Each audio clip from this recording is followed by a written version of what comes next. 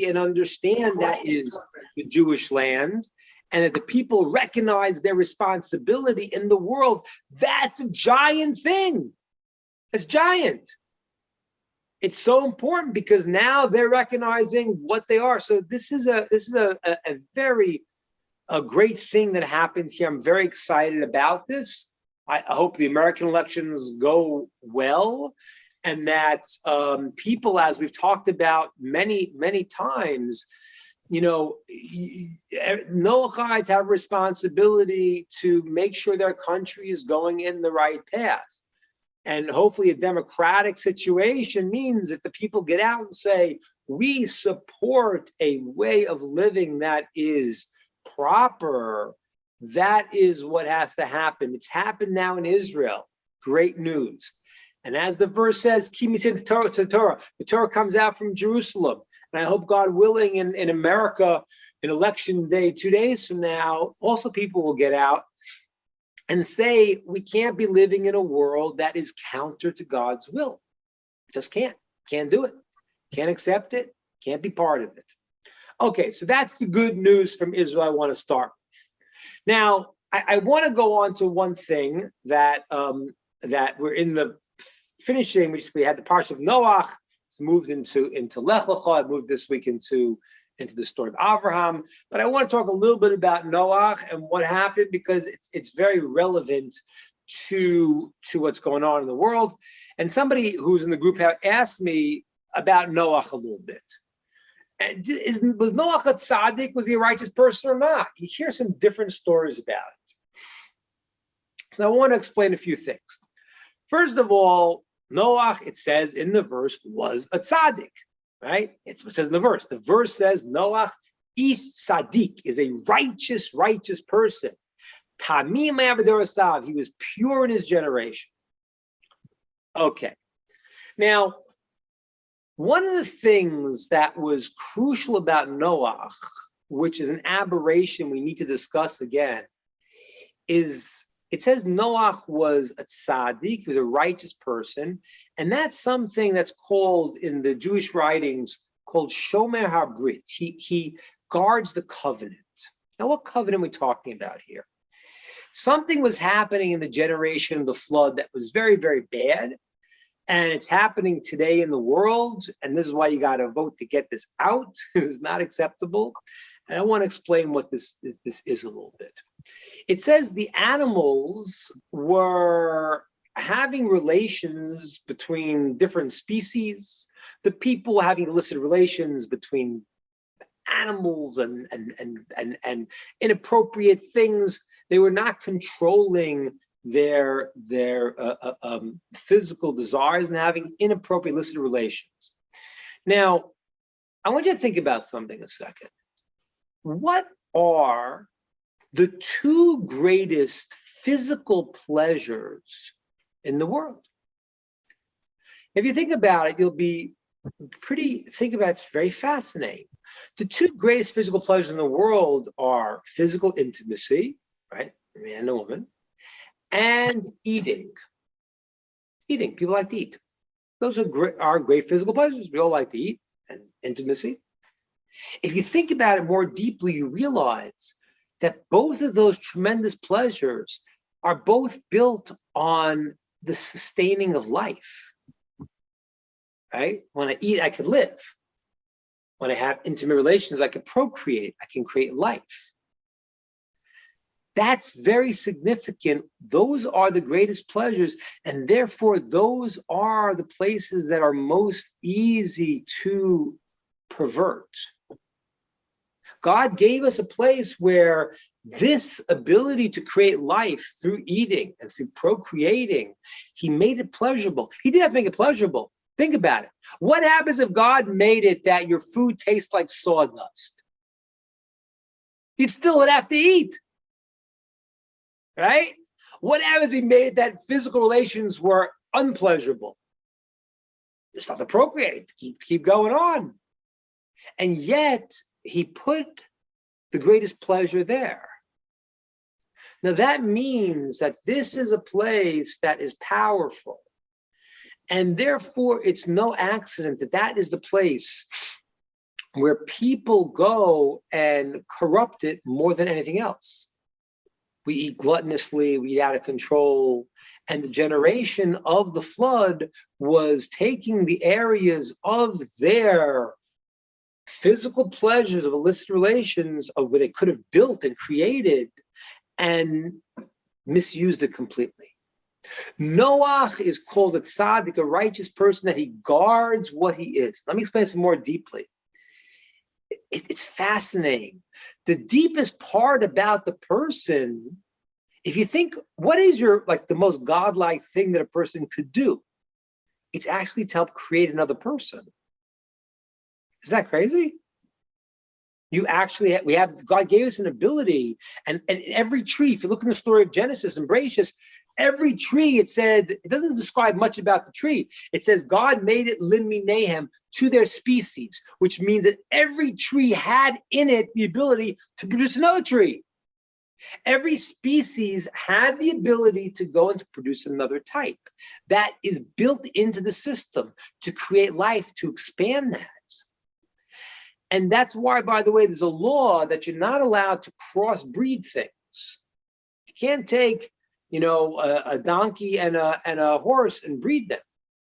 The mule is a sterile animal, because you're not allowed you're not supposed to take them, because what happens is, if you do that, if you take, let's say, an apple and a plum, and you crossbreed them, you don't have an apple and a plum. You have neither.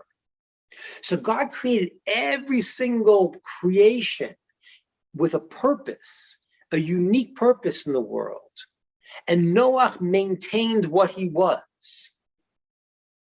The people of his generation were out of control in this area. And they were doing all the things that they were literally illicit relations all over. That was their main thing. It was mentioned last time. And I bring this up again because we're talking at a time where the world, if you look at the world, there is a loss of the concept that we are something and we have something we have to do. People are all over the place. And therefore, in illicit relations, they're all over the place also. And that is the story of the flood that happened. And that's happening right now. So we have to do, as I said, it's election time. We have to also get out and stand up for people being like Noah. Noah, to say that the human species has what they have. Animals have what they have. And everyone has to be true to their root, to their essence. Okay. Now, so is Noah greater than Abraham or not? That's an old question, people say, right? The text says that Noah is righteous in his generation. So some people say, well, in his generation he was righteous, but in other generations, not so much. And some people say, well, no, it depends. He was great. If he would have been in Abraham's generation, it'd be even better. Now, I want to just explain this a little bit here. Some people think that Noah was not so amazing. And it's not true. Noah was a great tzaddik. He wasn't as great as Abraham. But I got to tell you something. Have you ever fought the entire world by yourself? No. Nobody here has stood up and said, this is the right thing to do, and I don't care what you say, I'm doing it. We're all social animals. You walk into a social situation, the old thing. If somebody walks outside and 10 people are looking up to the sky, and you walk out there, you're going to look at the sky too, because we are influenced by our society. And therefore, to stand up like Noah did and like Abraham did is very unique. Now, but Noah was not in the same level as Avram for various reasons I want to discuss. And this, I'm sure you've heard this. We've talked about it before. Let's just bring it home because it's all relevant to what's happening now and what we need to do. So it says that the verse in the prophets calls the flood the waters of Noah. Wow. That's a pretty dubious honor to have a flood named after you, right? It's like, wow, that's great. Wow, the flood's got my name. That's not a very good thing. So why is the flood named after Noah? So the sages tell us because he didn't pray for his generation. What does that mean? It means he didn't care? He obviously cared. He rebuked them. He said to them for a long time, listen, this is going to happen. This is going to happen. But there's a point where Noah said, okay, if God judged them that they're not worthy, that's what they got to get. It wasn't like I didn't see that movie, and I hope you didn't see it either. There was a movie a couple of years ago about Noah. I didn't see it, and I hope you didn't see it, because people told me it was like they painted him like this crazed guy who was all angry. That's not what it was. He tried his hardest for years to get his people to do the right thing, but he said when God judges them that they're not worthy, there weren't 10 righteous people on to do. Abraham had a different view of the world. Abraham is called Av, a father. Abraham means Av Hamon Goyim. He's called the father of many nations. Abraham looked at himself as the father of the people. And he said, I know they don't deserve it, but I gotta find something. As we talked about once, when he prayed for Sodom, what a crazy thing. He's praying for the evil people. How do you explain that? And I told you this once before, I want you to remember this. It's very, very crucial. He was not praying for bad people to stay bad. That wasn't his prayer. His prayer was that if there's goodness in this place, then that could shine out to everybody else. And that's really the way you're supposed to pray for people. You're not supposed to say, oh, there's a bad guy. Yeah, good. Let him keep going. No. The prayer is that if he's got an ounce of good in him, then let that be brought out and let him change. Abraham prayed for Sodom because he said if there are a number of righteous people, that means there's a seed of goodness in this place. And that's what he prayed for. And that's why the sages tell us, really, even though it looks like it wasn't accepted, it was accepted because God did take, how I don't want to get into the mystical things, how he did it, but took the souls of those people and brought out whatever goodness eventually brought out from them. So Abraham has got a different view of Noah. Noah does what's right. He's a righteous person. He guards what's right. And there's a rule, there's a law. You cross the line. Abraham is the father of the people. He's the Avraham, among them. He's the father of the nations. He saw himself as the parent. And if the parent, I want to tell you an amazing thing. It's like the story of in Noah when he sends out the bird, right? You guys saw that. It's a very strange story. He sends out the raven, and the raven doesn't want to go. Then he sends out the dove, and the dove does go. Why didn't the raven want to go? So the sages tell us that the raven is a cruel animal. It's the only animal that's cruel to its young. When the babies are born, they're not that dark as the raven. And therefore, the parents don't believe it's their child. They don't want to feed it. And the Talmud says that there's mosquitoes, there's bugs come out from the feces, and the babies eat that. So the raven has a certain quality that it's hard for the raven to, whatever this means, to find the good in something. And Noah sent out the raven to find, was there something good to build the land off of? And that's what the raven didn't want to go. They didn't want to see that. The dove is always compared to loyalty. The dove is true to its mate. Okay, there's certain types of dove. It's called the tur in Hebrew. The tur, which it'll only have one mate for life. A fascinating law in the Torah and offerings, where if you're going to bring this two types of doves, you only have to bring one. You should not bring the one that only has one mate for life, because then you'll take it away from its mate. So the certain types of dove only have one mate for life. It's loyal. I want to ask you guys, what does it mean to be loyal to somebody? You're married to somebody. How do you stay loyal? If you marry someone, you say, well, this person is not who I thought it was, so how are you loyal? If you say this person was that, but there's something totally different, what are we loyal to? What is loyalty? What does it mean?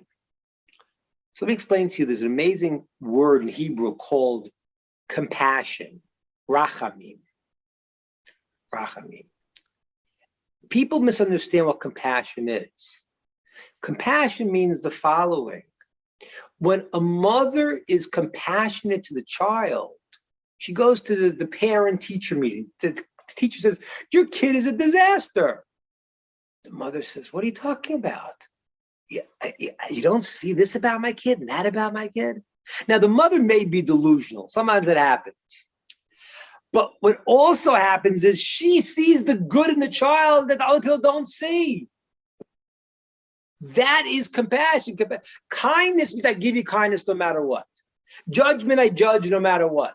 Compassion means that I see the goodness in the person, even though you can't see it, and that's what I always notice.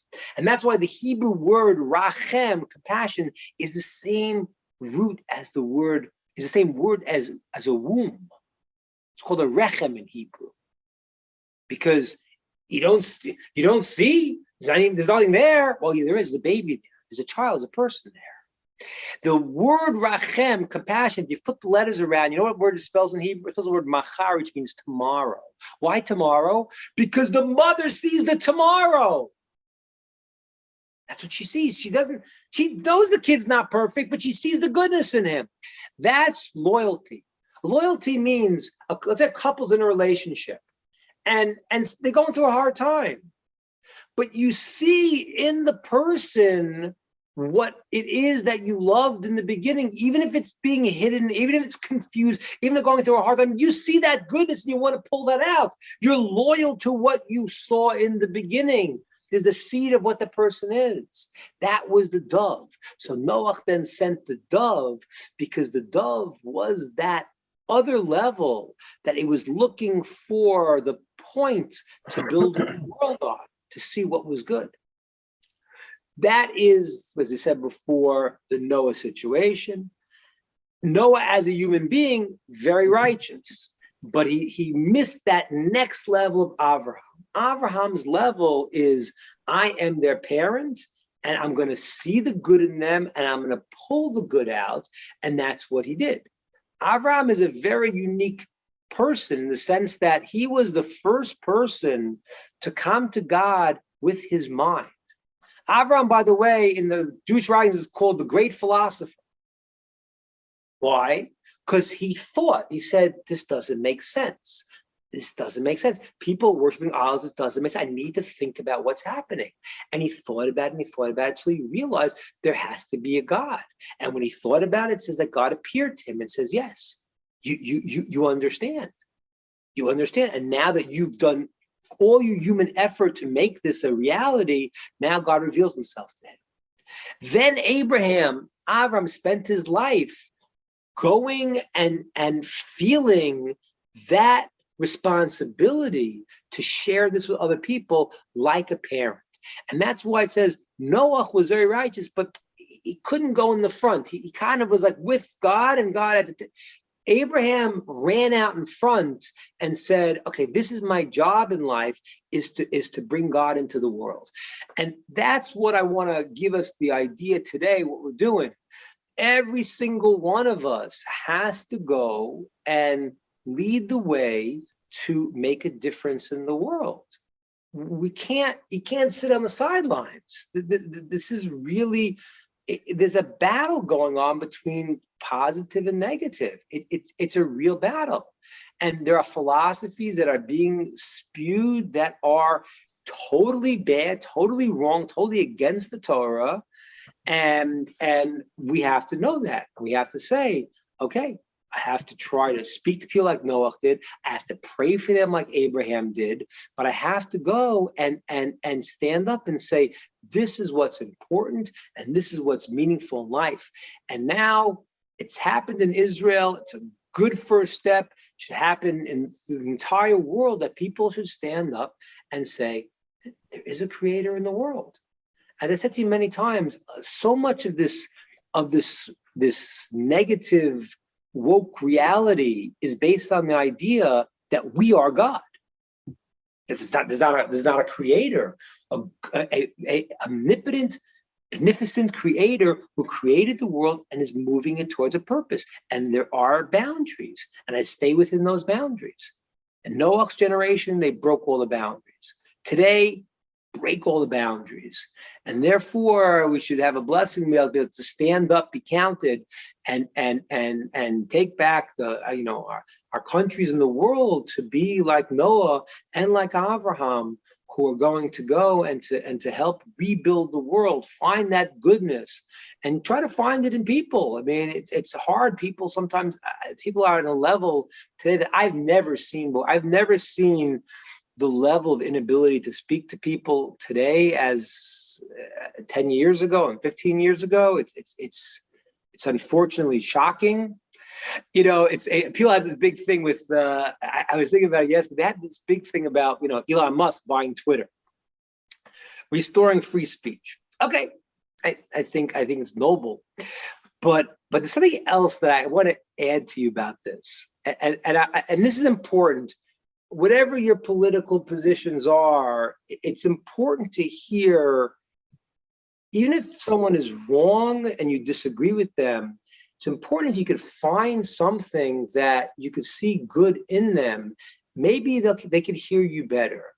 So I was thinking about it, and they had this idea of Elon Musk says, and he's right, that they're censoring people from their opinions.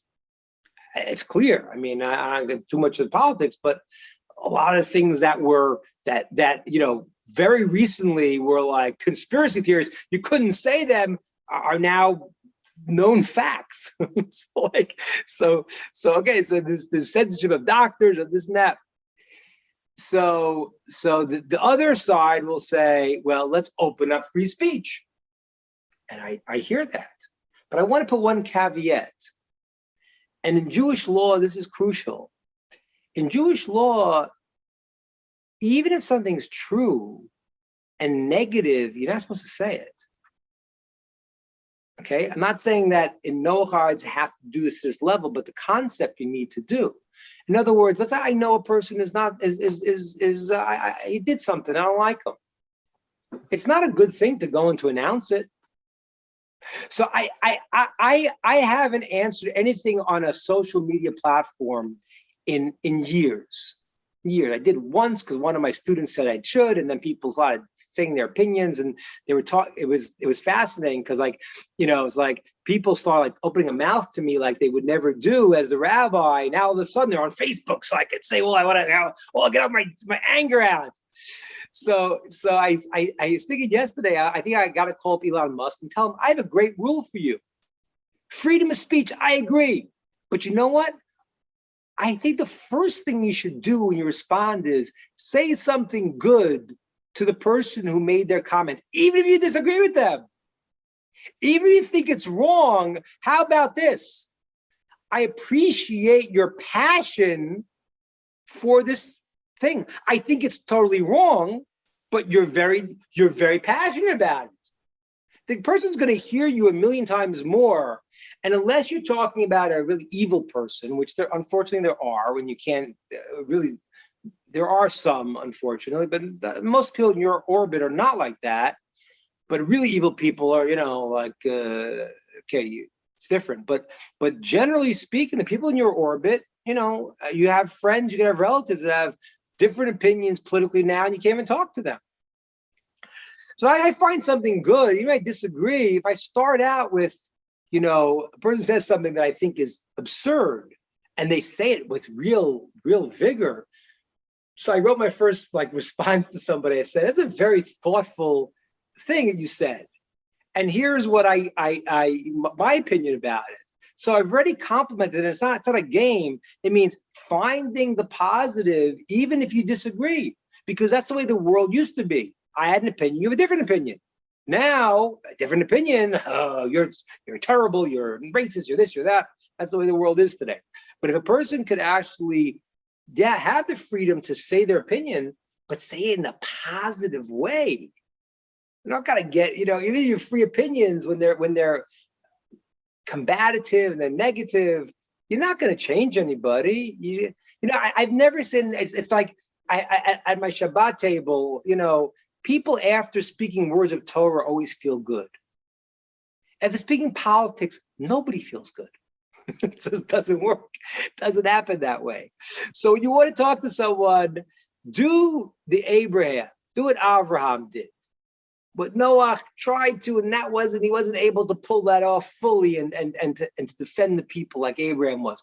Find something that you could acknowledge, it should be something, and then say your opinion, and then maybe they'll hear you better and you'll understand, even if they're misguided, that there's something there that maybe you could work with. So that should go now from Israel to the rest of the world.